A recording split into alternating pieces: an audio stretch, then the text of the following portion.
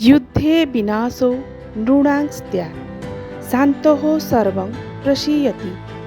अर्थात युद्धरे मଣିषर विनाश हुए किंतु शांति समस्तंकु उन्नति और सफलतार मार्गरे आगकू नहीं थाए। जय जगन्नाथ, जय माँ समलेश्वरी। सकाळर चा कप सांगरे खबर कागजर पृष्ठा ओल्टाइला बेलू आमर नजर पड़ी थाए मध्य प्राच्य चलीथिबा महायुद्धर विवरणी उपरे। हाँ आज्ञा, युद्ध शब्दटी छोट किंतु छोटिया शब्दटी हेले भी काया तार विशाल, रूप तार भयंकर। एहाकू भित्ति करी मोर कवितार उपस्थापना। ताहेले आसंतु शुणिबा मो लेखनी मुनरु पदे। कवितार शीर्षक युद्ध और मानविकता। निजर अहं पाई मानव रचे युद्धर विभीषिका।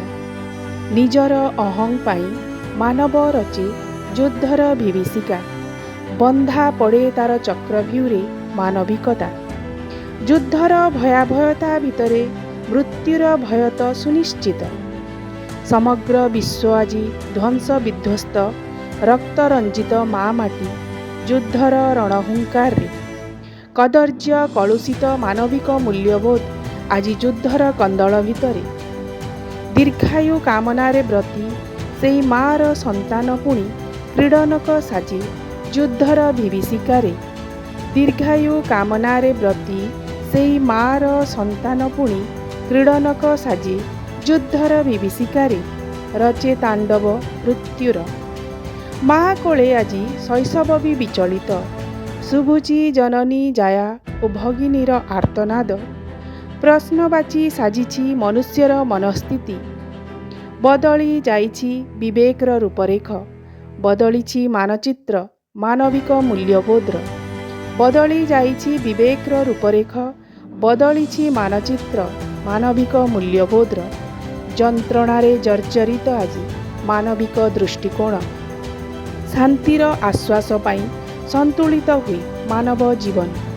उइह होइछि आजी शांति और एकतार परिचय मानविक इतिवृत्तरु। इतर मनीष मु भावना मोर सीमित हेले असीमित मोर प्रश्न। इतर मनीष मु भावना मोर सीमित हेले असीमित मोर प्रश्न। व्यस्त विव्रत होई पचारे आजी युद्ध कौन पाई ये युद्ध, काहे की ये युद्ध, काहे की ये युद्ध।